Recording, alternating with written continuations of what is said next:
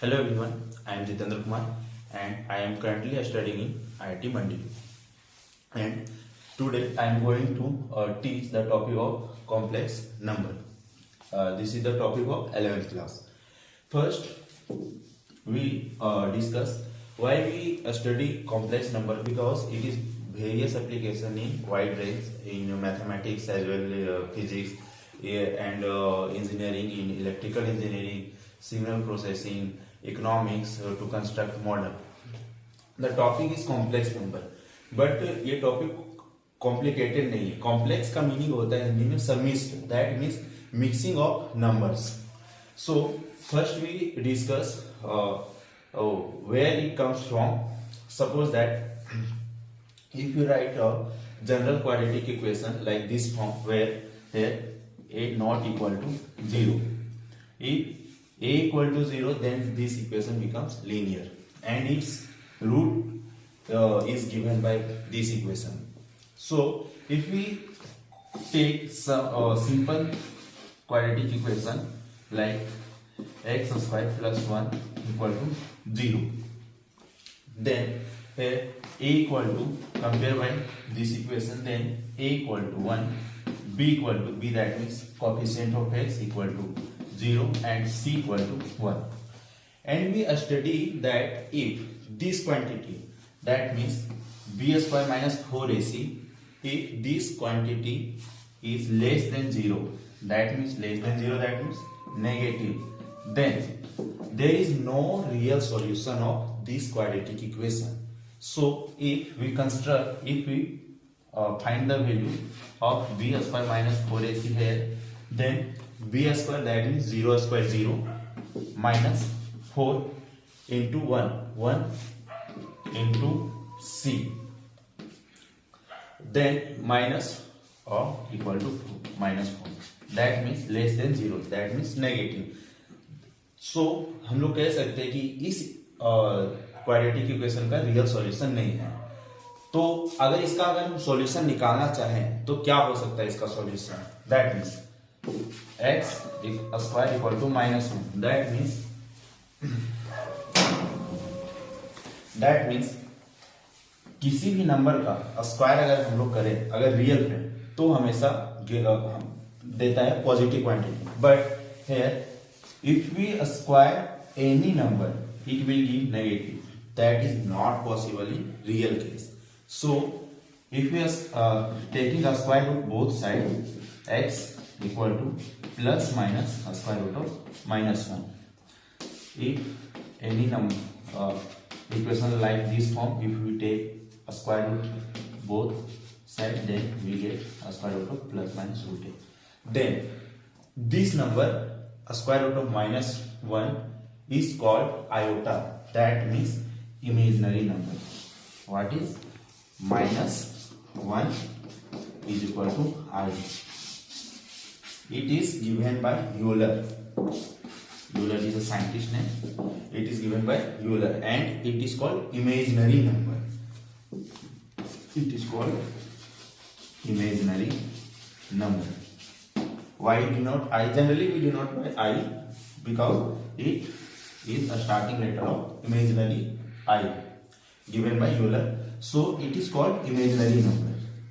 If we put the value of here, then x equal to plus minus of I, then we get solution. What is solution of this quadratic equation? इस equation का, quadratic equation का हम लोग solution find किए iota. ये जो equation हम लोग फाइंड किए हैं वो रियल नहीं है, ये हमारा है इमेजिनरी, जिसका वैल्यू होता है आई का value square root of minus 1.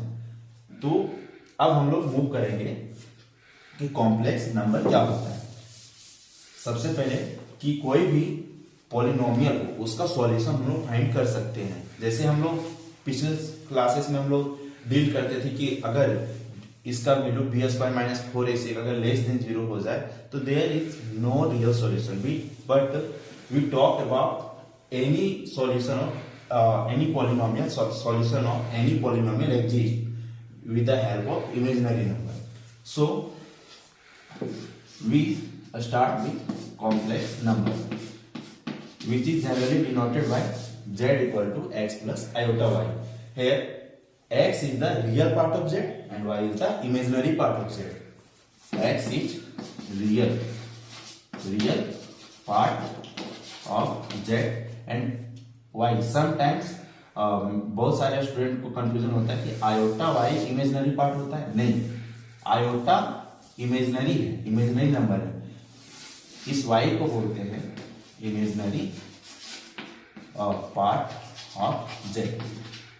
सो कोई भी नंबर, दुनिया में जितना भी नंबर होता है सब कॉम्प्लेक्स नंबर होता है और सबको हम लोग x प्लस आयोटा वाई के फॉर्म में हम लोग डिनोट कर सकते हैं. जैसे कि एग्जांपल z इक्वल टू कोई भी एग्जांपल ले सकते हैं 3 plus 4i, z equal to 3. यहाँ पे 3 क्या है, रियल पार्ट है इस z का, 4 क्या है, इमेजिनरी पार्ट है. और जैसे कंस्ट्रक्ट कर सकते हैं z इक्वल टू 4i. अब इसके फॉर्मेट में ये तो नहीं दिख रहा, बट इसको तो हम लोग लिख सकते हैं 0 plus 4 iota, where 0 is the real part and 4 is the imaginary part. And और क्या हो सकता है example 5. But 5 is the real number. 5 is real number as well as complex number because it can be write by 0 5 plus 0 iota. Here 5 is the real part of if you denote z equal to 5 equal is real part and 0 is the imaginary part. So any number, दुनिया में जितना भी number exist करता है सबको हम complex number बोल सकते हैं. तो यहाँ से हमारा एक कंक्लूजन निकला कि जितने भी रियल नंबर हम लोग अभी तक जितना भी पढ़े हैं, जितने भी रियल नंबर होते हैं सबको कॉम्प्लेक्स नंबर बोल सकते हैं. क्यों?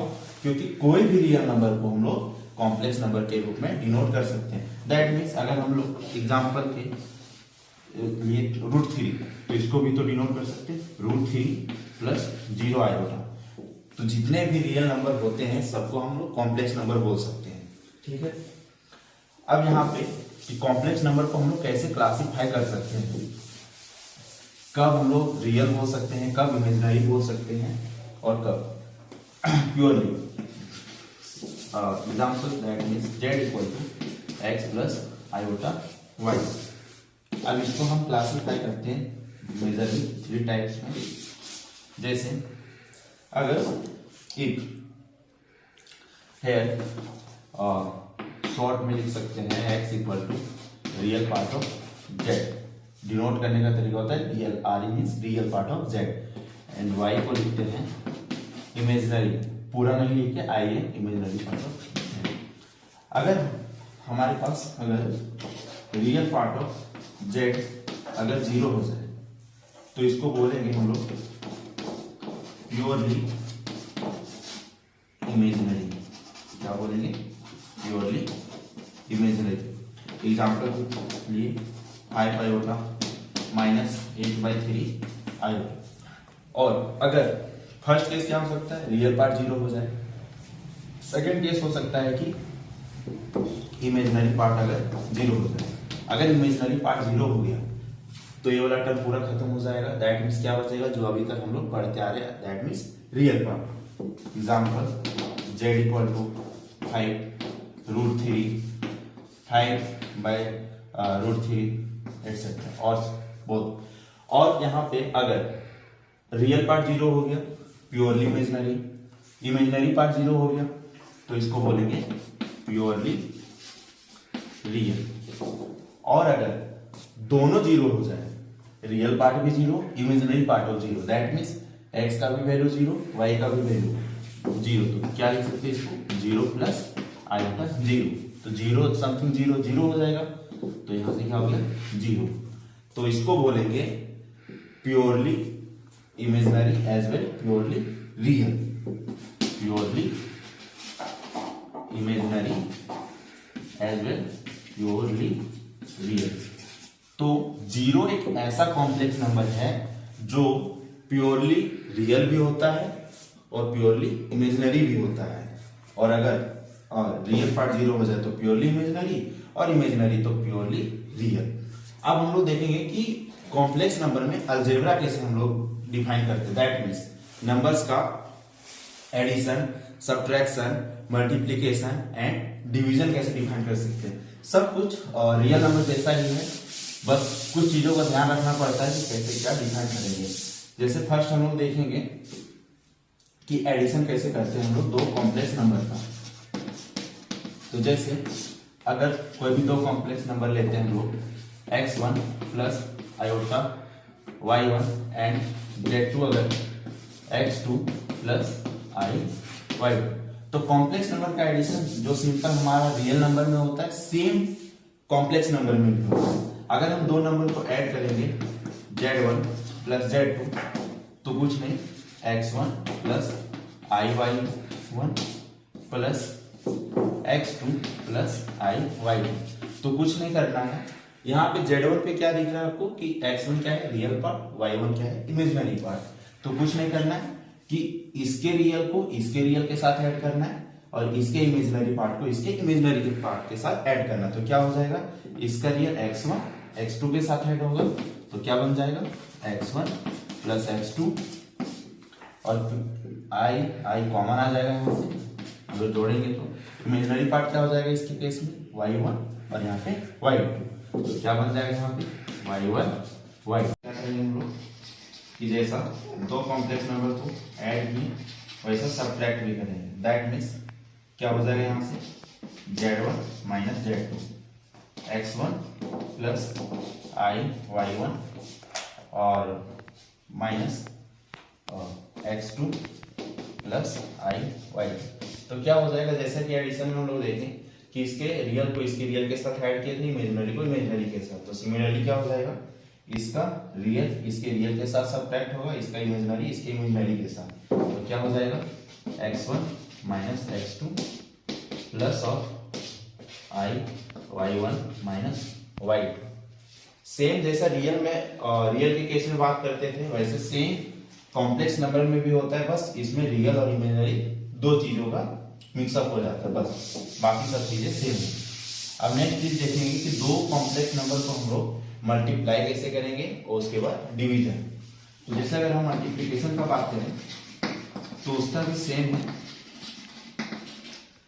तो अगर दो कॉम्प्लेक्स नंबर को मल्टीप्लाई करना हो हमको तो जैसे z1 इंटू z2, तो यहाँ से क्या हो जाएगा x1 प्लस iy1 और x2 प्लस iy2। तो अगर इसको मल्टीप्लाई करेंगे तो x1 x2 के साथ हो जाएगा x1 x2, फिर यहाँ से क्या हो जाएगा x1 iy2 तो i x1 y2, सिमिलरली इसको x2 के साथ i y2 x1 x2 और प्लस सॉरी यहाँ पे y1 और i क्या बन जाएगा यहाँ पे i स्क्वायर और यहाँ से y1 y2 और हम लोग वहां पे इंट्रोड्यूस किए थे that means minus root and root minus 1 equal to i। तो अगर हम i स्क्वायर का वैल्यू निकालें क्या जाएगा -1, तो इसके जगह पे हम क्या पुट कर सकते हैं -1। तो यहाँ से क्या हो जाएगा x1 x2 और यहाँ से y1 y2 और यहाँ से क्या i कॉमन ले लेते हैं x1 y2 और y1 x2। ये आपका हो गया मल्टीप्लिकेशन दो कॉम्प्लेक्स नंबर का। हम लोग इंट्रोड्यूस किए थे कि i equal to square root of -1, तो स्क्वायर करेंगे -1 i square equal to square root of -1, square करने पे -1 आया और यहाँ से इसका वैल्यू पुट कर दिया। अगर अब डिवाइड करेंगे दो कॉम्प्लेक्स नंबर का तो कुछ नहीं करना होता है, बस एक टर्म आता है rationalisation division, that mean z1 by z2। दो कॉम्प्लेक्स नंबर को अगर डिवाइड करेंगे तो क्या बनेगा, यहाँ से आपका हो जाएगा x1 plus iy1 x2 plus iy2। तो कुछ नहीं करना है, रेशनलाइज करना है, क्योंकि कोई भी कॉम्प्लेक्स नंबर को पहले बताइए किसमें लिख सकते हैं हम लोग z equal to x plus iy के फॉर्म में। तो अभी हमारे पास ये दो कॉम्प्लेक्स नंबर जो लिखा गया ये इसके फॉर्मेट में नहीं है, तो लाने के लिए क्या करेंगे रेशनलाइज कर देते हैं x2 माइनस iy2, साइन यहाँ पे इंटरचेंज हो जाएगा x2 माइनस iy2, यहाँ से क्या हो जाएगा फॉर्मूला लग जाएगा a plus b a minus b c. और यहाँ पे अभी हम लोग देखें कि दो कॉम्प्लेक्स नंबर का मल्टीप्लिकेशन इसके फॉर्मेट में लिख सकते हैं। तो यहाँ से इसका वैल्यू क्या हो जाएगा, इसको x1 x2 के साथ, तो मैं थोड़ा सा शॉर्ट में लिख दे रहा हूँ x1 x2 और चलिए कोई बात नहीं x1 यहाँ से माइनस i x1 y2 और यहाँ से क्या बन जाएगा i यहाँ से y1 x2 और minus i square y1 y2 और नीचे से इसका अगर रैशनलाइज कर दें तो क्या बन जाएगा आपका x2 का स्क्वायर माइनस i का स्क्वायर y2 का स्क्वायर। अब कुछ नहीं करना है, सिंपली आई स्क्वायर का वैल्यू पुट कर देंगे दोनों के जगह पे, तो क्या मिल जाएगा यहाँ से हमारे पास। इसको सॉल्व कर देना फर्दर तो ये आपका बन जाएगा x1 x2 और plus i y1 x2 minus x1 y2 minus y1 y2 और i square equal to minus one, तो माइनस माइनस प्लस और यहाँ से आपका x2 का स्क्वायर और फिर आई स्क्वायर प्लस y2 का स्क्वायर। तो हम लोग देखें कि कोई भी कॉम्प्लेक्स नंबर का addition, subtraction, multiplication as well as division हम लोग कैसे कर सकते हैं, ठीक है। तो ये होता है कि कॉम्प्लेक्स नंबर का बेसिक